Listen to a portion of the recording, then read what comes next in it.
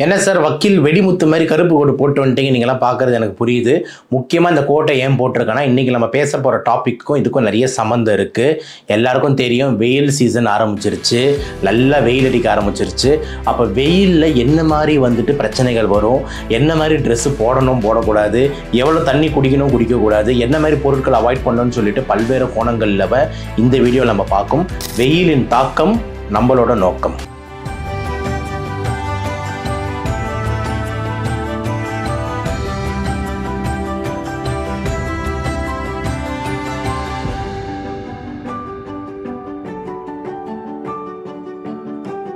இப்போ உங்கள் எல்லாருக்குமே தெரியும் சம்மர் சீசனுங்க. சம்மர் வந்து கொஞ்சம் லைட்டாக செட் ஆக ஆரம்பிச்சிருச்சு, நம்மளுக்கு நல்லா வேர்க்க ஆரம்பிச்சிருச்சு. இப்போ தான் என்னது மார்ச், அடுத்து நம்ம தலைமை மே ஜூனில் வேறு இருக்கான். ஓகேங்களா? ஸோ ஒரு ஜூலை வரைக்கும் இந்த வெயில் வந்து பயங்கரமாக போயிட்டு தான் இருக்கும், அதில் டவுட்டே கிடையாது. கண்டிப்பாக மேலெல்லாம் கடுமையான வெயில் தாக்குதல் வந்து இருக்குன்றதுல எந்த மாற்று கருத்தும் கிடையாது. இப்போ நம்ம எப்படி வந்து இந்த வெயிலேருந்து நம்மளை ப்ரொடெக்ட் பண்ணிக்கிறதுன்ற ஆங்கிளில் கடைசியில் நம்ம பேசுவோம். முதல்ல நம்ம முக்கியமான விஷயம் நம்ம பேச வேண்டியது என்ன அப்படின்னா, இந்த வெயில் நிஜமால ஆபத்தா, என்ன தாக்கத்தை ஏற்படுத்தும் அப்படின்ற மாதிரி நம்ம பேசுவோம். யாருக்கு தாக்கத்தை ஏற்படுத்துவோன்ற மாதிரியும் நம்ம வந்து முதல்ல கொஞ்சம் பேசிட்டு அப்புறம் அந்த டாபிக் கூட போயிருக்கோம். முதல் விஷயம் வந்துட்டு என்ன மாதிரி தாக்கங்கள் ஏற்படுத்தும் அப்படின்ற மாதிரி இருந்ததுன்னா, கண்டிப்பாக வெயில் ஆகும் போது ஒரு 4 விஷயங்க. 1 heat cramp, 2 heat syncope, 3 heat exhaustion, 4 heat stroke. இந்த 4 விஷயங்கள் தாங்க மெயின். Okay, number 1 2 3 4. இந்த 4வது நிறைய டைம் நீங்கள் நியூஸில் பார்ப்பீங்க. ஹீட் ஸ்ட்ரோக்கால் இவர் உயிரிழப்பு அப்படின்ற மாதிரி பல செய்திகள் பார்ப்பீங்க.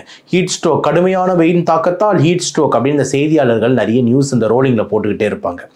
இது என்ன ஒன்றுன்னு சொல்லிட்டு ஒரு நிமிஷத்தில் எக்ஸ்பிளைன் பண்ணிடுறேன். முதல் விஷயம் ஹீட் கிராம்ப். ஹீட் கிராம்ப்னா என்னன்னா, இந்த வெயிலேயே நீங்கள் ரொம்ப நேரம் போயிட்டு வரீங்க, நடந்து போயிட்டு வரீங்க, அப்படி பண்ணும்போது உங்கள் உடம்புல வந்து பார்த்தீங்கன்னா டீஹைட்ரேஷன், நீர் சத்து குறையிறதுனால இந்த தசைகள்லாம் பிடிக்க ஆரம்பிச்சிருதுங்க. அப்போ நைட்டெல்லாம் ஒரே தசை பிடிப்பு, ஒரே கால் வலி, கால் இருக்கிற மாதிரி இருக்குது, இதெல்லாம் இருக்குல்ல, இதுதான் ஹீட் கிராம்ப் அப்படின்ற மாதிரி சொல்கிறோம். 1. 2வது ஹீட் சின்கோப் அப்படின்னா என்ன அப்படின்ற மாதிரி இருந்தால், சின்கோப்னா என்னென்னா திடீர்னு மயக்கம் வந்துடுறது, அது பேர் தான் சின்கோப். ஓகேங்களா? டிரான்சியன்ட் லாஸ் ஆஃப் கான்ஷியஸ்னஸ், அது பேர் தான் சின்கோப்.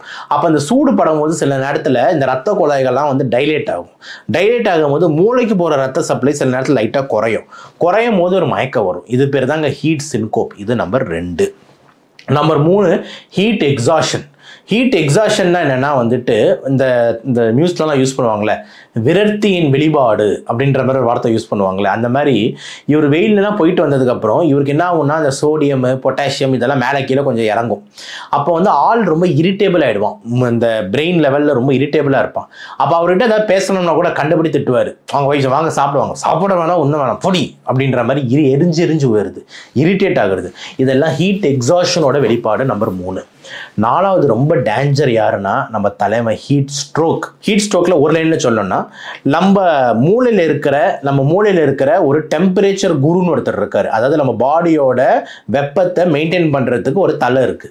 அந்த தலை பேர் தான் யார் அப்படின்னு பார்த்தீங்கன்னா ஹைப்போதலாமஸ். அந்த தலை பேர், அந்த தலை வந்து அந்த சூடு உச்ச வெயில் அந்த தலையில பட்டு அந்த டெம்பரேச்சர் குருவா இருக்கக்கூடிய, வெப்ப குருவா இருக்கக்கூடிய அந்த ஹைப்போதலாமஸ் செயலிழக்கிறாரு. செயலிழந்த உடனே என்ன ஆயிடுதுன்னா, நம்ம உடம்போட டெம்பரேச்சர் நார்மலாக எவ்வளோ இருக்கும், ஒரு 36.5 37 டிகிரிலேருந்து ஒரு 38 வரைக்கும் இருக்கும். ஆனால் டெம்பரேச்சர் ஏறிடுது, 41 42 43 44 டிகிரின்னு நம்ம பாடி கொதிக்க ஆரம்பிச்சிருது. அப்படி அவ்வளோ ஹை டெம்பரேச்சரில் பாடி கொதிக்கும் போது டக்குன்ட்டு ஆள் வந்து இறந்து போகிறாங்க. சடனாக ஹார்ட் நின்று போயிடுது. அது பேர் தான் ஹீட் ஸ்ட்ரோக். அப்போ ஹீட் ஸ்ட்ரோக்குன்றது ரொம்ப ரொம்ப டேஞ்சர், உயிர் எடுக்கக்கூடிய விஷயமா வந்து அமையுது. ரைட், இந்த 4 தான் இந்த வெயிலில் நம்ம வந்து ஃபேஸ் பண்ண போகிற முக்கியமான தாக்கமாக வந்து இருக்குது. இதை தாண்டி சின்ன சின்ன தாக்கங்கள் இருக்கும். என்னென்னா, எனக்கு கலர் போயிடுச்சு, மூஞ்சில் வந்து அந்த வெயில் பட்டு வந்து பேர்ன்ஸ் ஆகிடுச்சு, இந்த மாதிரி தாக்கங்கள்லாம் இருக்கும். வேர்க்கூறு ரொம்ப அதிகமாக இருக்குது, இந்த மாதிரி சொறி சடங்குன்னு சொல்லுவோம்ல, இந்த மாதிரி ஏரியாவில் அதிகமாக இருக்குது. இதெல்லாம் இருக்குது. இதெல்லாம் நம்ம தனித்தனியாக பேசுவோம். ஆனால் முக்கியமாக இந்த 4 பற்றி பேசணும்னு நினைக்கிறேன். ரைட், இதுக்கு அடுத்து வந்து பார்த்திங்கன்னா, யார் வந்து ரொம்ப ஈஸியாக பாதிக்கப்படுவா அப்படின்ற மாதிரி இருக்குன்னா, எக்ஸ்ட்ரீம்ஸ் ஆஃப் ஏஜஸ் அப்படின்னா என்னென்னா, இந்த குழந்தைகள் மற்றும் ஓவர் வயதானவர்கள், இவங்க 2 பேர் அப்படின்றதுல ரொம்ப கேர்ஃபுல்லாக இருக்கணும். ஈஸியாக பாதிக்கப்படக்கூடிய வாய்ப்பு இருக்குது. குழந்தைகள் பொறுத்த வரைக்கும் உங்களுக்கு தெரியும், இப்போ தான் பச்சில குழந்தைகள் பிறந்து வளர்ந்துக்கிட்டு இருக்குன்னா அவங்களுக்கு மூளை ஃபுல்லாக டெவலப் ஆயிருக்காதுங்க, பிரெயின் ஃபுல்லாக டெவலப் ஆயிருக்காது. அப்போ அந்த டெம்பரேச்சர் குரு சரியாக செயல்பட மாட்டார். அப்படி டெம்பரேச்சர் குரு சரியாக செயல்படலை அப்படின்ற மாதிரி இருந்ததுன்னா அந்த குழந்தைங்க ஈஸியாக ஹீட் ஸ்ட்ரோக் போகிறதுக்கு வாய்ப்பு இருக்குது. இதுதான் முக்கியமான பாயிண்ட்டு. ஓகேவா? அதே மாதிரி வயதானவர்கள் அப்படின்னு எடுத்துக்கிட்டிங்கன்னா அவங்களுக்கும் என்ன ஆகுது, வயதாக உடம்பெல்லாம் செயலிழக்குது, கொஞ்சம் குழந்தை மாதிரி மாறுறாங்கன்னு சொல்லுவோம்ல. அப்போ வயதானவர்களும் பார்த்தீங்கன்னா ஈஸியாக ஹீட் ஸ்ட்ரோக் வரதுக்கு வாய்ப்பு இருக்குது. அப்போ இந்த 2 எக்ஸ்ட்ரீம் ஆஃப் ஏஜஸ் ரொம்ப கேர்ஃபுல்லாக இருக்கணும். நீங்கள் ஈஸியாக பாதிக்கப்படுவீங்கன்றது முக்கியமான பாயிண்ட். மூணாவது முக்கியம் யார் கேர்ஃபுல்லாக இருக்கணும் அப்படின்ற மாதிரி இருந்தால், கண்டிப்பாக வந்துட்டு இந்த தொழிலாளி இருக்காங்களே, இந்த கூலி தொழிலாளி, கட்டுமான தொழிலாளி, நீங்களாம் அந்த வெயிலே வேலை செய்கிறீங்களே, இந்த உச்ச வெயிலில் ஒரு நெயலுக்கே வராமல் நீங்கள் கண்டினியூஸாக வேலை செய்கிறீங்கன்னா இந்த பாப்புலேஷன் ரொம்ப கேர்ஃபுல்லாக இருக்கணுன்றது நம்மளோட பாயிண்ட்டாக இருக்குது. நாலாவது யார் ரொம்ப கேர்ஃபுல்லாக இருக்கணும் அப்படின்னா, ஒரு சில கண்டிஷனுக்கு மாத்திரைங்க போடுறது. எஸ்பெஷலி வந்து இந்த ஹார்ட் ப்ராப்ளம் இருக்கவங்க பீட்டா பிளாக்கர்னு ஒரு மாத்திரை போடுவாங்க. இந்த பீட்டா பிளாக்கர், ப்ரொபனலால், சொட்டலலால், அட்டினலால், இந்த மாதிரி மாத்திரைங்க குரூப்பை போடுவாங்க. இந்த மாதிரி மாத்திரைங்க போடுறவங்க கேர்ஃபுல்லாக இருங்க. பீட்டா பிளாக்கர்ஸ் எடுக்கிறவங்க, நைட்ரேட்ஸ் எடுக்கிறவங்க, ஒரு சில மனநோய்க்கு மாத்திரை எடுக்கிறவங்க, இவங்கெல்லாம் கேர்ஃபுல்லாக இருக்கணும். ஏன்னா இதெல்லாம் வெயில் சீசன் அப்போ ப்ராப்ளம் உங்களுக்கெல்லாம் ஈஸியாக மயக்க வர்றதுக்கு, ஹீட் ஸ்ட்ரோக் வர்றதுக்கு வாய்ப்பு அதிகமாக இருக்குன்றது நம்மளோட பாயிண்ட்டாக இருக்குது. அப்போ யாரெல்லாம் ரொம்ப கேர்ஃபுல்லாக இருக்கணும் அப்படின்ற மாதிரியும் சொல்லியாச்சு. லாஸ்ட்டாக ரொம்ப இம்பார்ட்டண்ட்டாக நான் சொல்ல வேண்டிய இன்னொரு முக்கியமான விஷயம் அப்படின்னா, என்ன மாதிரியான தடுப்பு நடவடிக்கைகள் நம்மளால் எடுக்க முடியும் சார் அப்படின்ற மாதிரி நம்ம பேசுவோம். கண்டிப்பாக ஒன் ஆஃப் த தடுப்பு நடவடிக்கை அப்படின்னும் போது உங்கள் டைமிங்கை பிளான் பண்ணிக்கோங்க. முடிஞ்ச அளவுக்கு மேக்ஸிமம் வெயில் எப்போ வருது அப்படின்ற மாதிரி இருந்தால், அந்த உச்ச வெயில்ன்றது எப்போ 12 மணி, 1 மணி, 2 மணி அந்த டைம் தான். ஸோ ஒரு 11 மணிலேருந்து ஒரு 2 மணி வரைக்கும் நீங்கள் வெளியே அலையாத மாதிரி உங்கள் ஷெடியூலை பிளான் பண்ணிக்கோங்கன்றது தான் நம்மளோட அட்வைஸாக இருக்குது. ஸோ நீங்கள் ஆஃபீஸுக்கு போகிறீங்கன்னா முடிஞ்ச அளவுக்கு காலைல சீக்கிரமாக போயிடுங்க. 11 மணிக்கு தான் சார் எனக்கு ஆஃபீஸு அப்படின்னாலும் பரவாயில்ல, 9 மணிக்கு போய் உட்காந்துருங்க, இல்லை ஒர்க் ஃப்ரம் ஹோமோ போட்டுருங்க. கரெக்டாக நீங்கள் 11 மணிக்கு 10 மணிக்கு இல்லை வந்து வண்டி எடுத்துக்கிட்டு 11 மணி 12 மணிக்கெலாம் நீங்கள் வண்டியில் போயிட்டு இருக்கீங்க அப்படின்னா ரொம்ப கஷ்டம். சீரியஸாக இப்போ இந்த டைம் அப்போது நம்ம இந்த ஜொமேட்டோ ஊழியர்கள், ஸ்விக்கி ஊழியர்கள், யாரெல்லாம் வெயிலில் ட்ராவல் பண்ண போகிறாங்களோ அவங்களாம் நினச்சாலே எனக்கு கொஞ்சம் கஷ்டமாக தான் இருக்குது. ஏன்னா வந்து வெயிலோட தாக்கம் அந்த அளவுக்கு வந்துட்டு இருக்க போகுது அப்படின்றதுனால. ஸோ நீங்கள் ஒர்க் பிளானிங் பண்ணணுன்றது நம்மளோட அட்வைஸாக இருக்குது. முடிஞ்ச அளவுக்கு இந்த உச்ச வெயிலில் ரொம்ப நேரம் நீங்கள் போகாதீங்க அப்படின்றது ரொம்ப இம்பார்ட்டன்ட்டு. ரெண்டாவது ரொம்ப இம்பார்ட்டன்ட் விஷயம் நீங்கள் என்ன பண்ணிக்கலாம்னா, முடிஞ்ச அளவுக்கு சன்லேருந்து ப்ரொடெக்ட் பண்ணிக்கோங்க. ப்ரொடெக்ட் பண்ணிக்கிறதுக்கு என்னென்ன கேட்ஜெட்ஸ் யூஸ் பண்ணலாம். சிம்பிளாக நடந்து போகும்போது எல்லாரும் லேடிஸ் என்ன பண்ணுவாங்க, ஒரு கொடை பிடிச்சிட்டு போவாங்க, ஒரு தொப்பி போட்டுக்கலாம். அப்போது இந்த ஊழியர்கள், ஜொமேட்டோ, ஸ்விக்கி ஊழியர்கள் நீங்கள் எல்லாருமே பார்த்தீங்கன்னா கண்டிப்பாக ஹெல்மெட்டை யூஸ் பண்ணுங்கள். போலீஸும் உங்களை வந்து பிடிக்காது, ஓகேங்களா? ஏன்னா அதுதானே உங்களுக்கு எல்லா இடத்துலையும் நிற்கிறாங்களே, சிட்டி ஃபுல்லாக நிற்கிறாங்க, நிறுத்துன்ட்டு. ஸோ அதனால் வந்து போலீஸும் உங்களை பிடிக்காது. ரெண்டாவது உங்கள் தலையில் டைரெக்டாக சூடு இறங்காது. ஸோ உங்களோட டைரெக்டாக அந்த ஹீட்டிங்கை படாமல் இருக்கிறதுக்கு ஒரு நல்ல கர்ச்சீஃப் கட்டிக்கிட்டு அதுக்கு மேலே நீங்கள் வந்து பார்த்தீங்கன்னா வந்து இந்த ஹெல்மெட்டை போட்டுக்கும் போது கொஞ்சம் அந்த வெயிலின் தாக்கம் வந்து குறையுன்றதுல எந்த மாற்று கருத்தும் இல்லை, ஒரு ப்ரொடெக்ஷனாக வந்து அமையும். இது ரொம்ப இம்பார்ட்டண்ட்டு. மூணாவது ரொம்ப இம்பார்ட்டண்ட்டு, நீங்கள் போடக்கூடிய துணிகள், இது ரொம்ப இம்பார்ட்டன்ட். இப்போ நிறைய சொமேட்டோ, ஸ்விக்கி ஊழியர்கள்லாம் பார்த்துருக்கேன், உள்ளே ஒரு ட்ரெஸ் போட்டிருப்பாங்க, ஜீன்ஸ் பேண்ட்டு, ஒரு ஷர்ட்டு, அதுக்கு மேலே இந்த ஸ்விக்கி ட்ரெஸ் வேறு அப்படின்னு போடும்போது நிறைய எவ்வளோக்கெவ்வளோ கிளாத்திங் போடுறீங்களோ உங்களுக்கு பிரச்சனை. இப்போ புரியுது, நான் ஓப்பனிங்கில் சொன்னேன்ல இந்த ட்ரெஸ்ஸுக்கு இதுக்கு சம்மந்தம் இருக்குன்ட்டு. இந்த மாதிரி டைட் ஃபிட்டிங் ட்ரெஸ்ஸஸ்ஸு அவாய்ட் பண்ணணும். முடிஞ்ச அளவுக்கு ட்ரெஸ்ஸஸ் வந்து லூஸாக இருக்கணும் அப்படின்றது நம்மளோட இம்பார்ட்டன்ட் பாயிண்ட்டாக இருக்குது. ஸோ முடிஞ்ச அளவுக்கு வந்து பார்த்தீங்கன்னா காட்டன் ட்ரெஸ்ஸஸை பயன்படுத்துங்க. காட்டன் ட்ரெஸ்ஸஸ், அதுதான் காற்று ஈஸியாக போயிட்டு வரும்ன்ற மாதிரி பிரீத் ஃப்ரீ ஃபேப்ரிக் மாதிரி காட்டன் ட்ரெஸ்ஸஸை பயன்படுத்துங்க. லூஸ் ஃபிட்டிங்காக இருக்கட்டும். முடிஞ்ச அளவுக்கு டைட்டாக போடாதீங்க. டைட்டாக போட வந்துட்டு உங்களுக்கு ஹீட் லிபரேட் ஆகாது, ஸ்வெட்டிங் ஈஸியாக லிபரேட் ஆகாது, சூடு உள்ளே தங்கும். அப்போ பாடி டெம்பரேச்சர் ஈஸியாக ஏறக்கூடாதுன்றதுனால லூஸ் ஃபிட்டிங் ட்ரெஸ்ஸஸ்க்கு ரொம்ப இம்பார்ட்டன்ஸ் தரணும். இன்னொரு ரொம்ப இம்பார்ட்டன்ஸ் கலர். என்ன சார் இந்த ஜோசியக்காரர் மாதிரி காலகாலத்தில் இந்த கலர் போடுங்க அப்படின்ற மாதிரி, கண்டிப்பாக வெயிலுக்கு கலருக்கு சம்மந்தம் இருக்குது.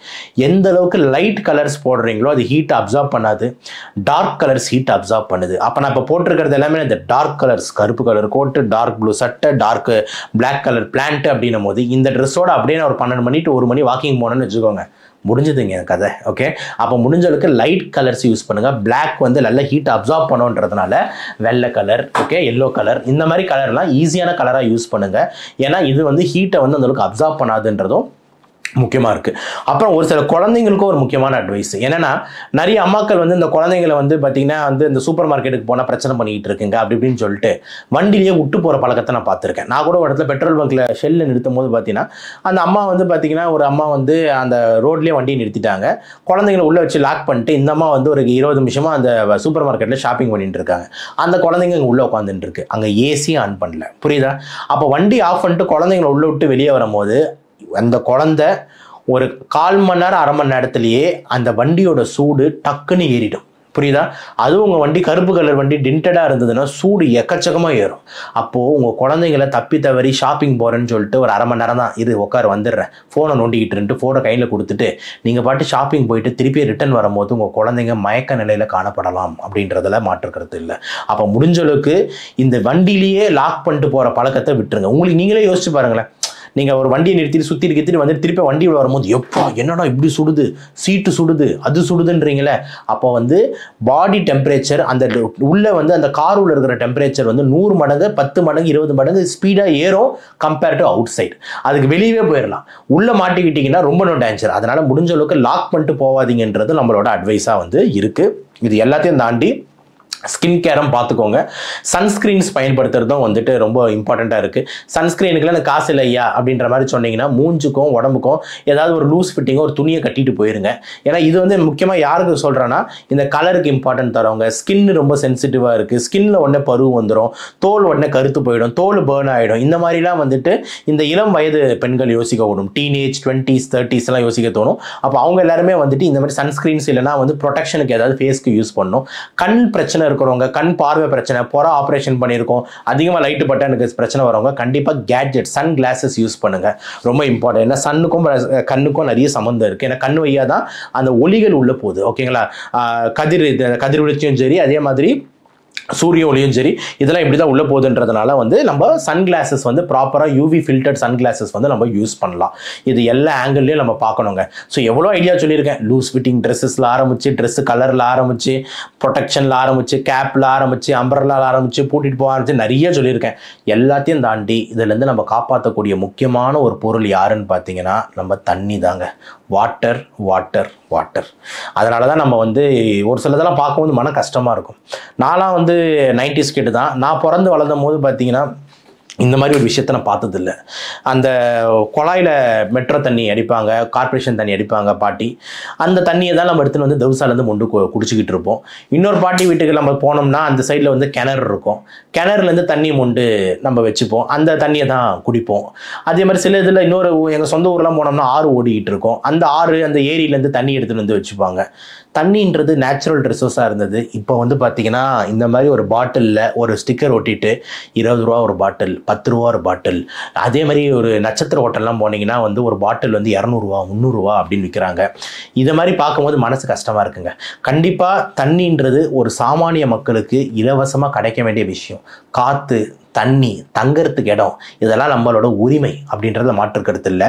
அப்போ இந்த மாதிரி பாட்டிலிங் அதிகமாக இந்த பாட்டில் நிறுவனம் எல்லாம் தண்ணியை எடுத்துக்கிட்டு நம்ம மக்களுக்கு குடிக்க தண்ணி இல்லாமல் நம்ம வந்து எந்த தண்ணியை குடிக்க போகிறோம் அப்படின்ற மாதிரி ஒரு பெரிய கேள்விக்குறி வருது. பல பேர் ஓகே இப்போ நல்ல ஒரு 200 அடி 300 அடிக்கு போர் போட்டு வச்சுருப்போம், அவனுக்கு தண்ணி வருது. ஆனால் அந்த ரோட்டில் வசிக்கிறவங்களாம், சாமானிய குடிசையில் வாழ்கிறவங்களாம், இவங்களுக்கெல்லாம் தண்ணி வந்து எங்கே போவாங்க அப்படின்ற போது கேள்விகள் வருது. அப்போ கண்டிப்பாக சமூக ஆர்வத்தை நோக்கி நம்ம ஒரு சில கருத்துக்களை வந்து இதெல்லாம் நம்ம சொல்கிறோம். ஸோ அரசு வந்து முடிஞ்ச அளவுக்கு மக்களுக்கு இலவசமாக தண்ணிகள் வந்து கிடைக்கிறதுக்கு எல்லா ஏற்பாடுகளும் செய்யணும். நிறைய இடத்துல பழைய அரசியல் கட்சிகள் பார்ப்போம் நம்ம இந்த டைமில் தண்ணி பந்தல் அமைப்பாங்க, நல்ல முயற்சி. மோர் பந்தல் அமைப்பாங்க, தண்ணி பந்தல் அமைப்பாங்க. இந்த மாதிரி ஏதாவது இருந்ததுன்னா நடுவில் உங்களை ஹைட்ரேட் பண்ணிக்கிட்டே போங்க, தண்ணி குடிச்சிக்கிட்டே போங்க. ஏன்னா தண்ணி தான் இதில் ரொம்ப இம்பார்ட்டன்ட்டு. நார்மலாக 3-4 லிட்டர் குடிக்கிறீங்கன்னா இந்த வெயில் காலத்தில் 5-6 லிட்டர் கூட குடிங்க. Drink on your demand. அதாவது எப்பப்பெல்லாம் உங்களுக்கு தாகம் எடுக்குதோ தண்ணியை குடிச்சிக்கிட்டே இருங்க. உங்கள் உடம்ப நீங்கள் சொல்கிறத கேளுங்க. உங்கள் உடம்பு தாகம் எடுக்குதுன்னா அதை நெக்லெக்ட் பண்ணிவிட்டு போய் பார்த்துக்கலாம் நீங்கள் யோசிக்கிற ஒரு நாளும் நீரின்மை கம்மியாகுது. நீரின்மை கம்மியாகும் போது ஹீட் கிராப், ஹீட் சின்கோப் இது எல்லாமே வரலாம். இதை தாண்டி கிட்னி சடனாக ஃபெயிலியராக போகுது, கிட்னியில் கற்கள் வருது. இது எல்லாமே அதாவது வெயிலில் ஏற்படுற காம்ப்ளிகேஷன் நினச்சிங்கன்னா பேசிக்கிட்டே போகலாம், டாபிக் எண்டே ஆகாது. அவ்வளோ விஷயம் பேச வேண்டியது இருக்குது. என்ன நான் சிம்பிளாக சொல்கிறேன்னா தண்ணியை குடிங்க.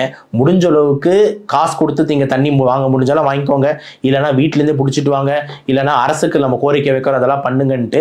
ஸோ நீர் வந்து தான் முக்கியமான விஷயமா இந்த வெயிலை எதிர்கொள்கிறதுக்கு இருக்கிறதுனால தயவு செஞ்சு எல்லாருமே அடிக்குவேட்டாக ஹைட்ரேட் பண்ணிக்கோங்க அப்படின்றது தான் வந்துட்டு நம்மளோட முக்கியமான எண்டு கருத்தாக இருக்குது.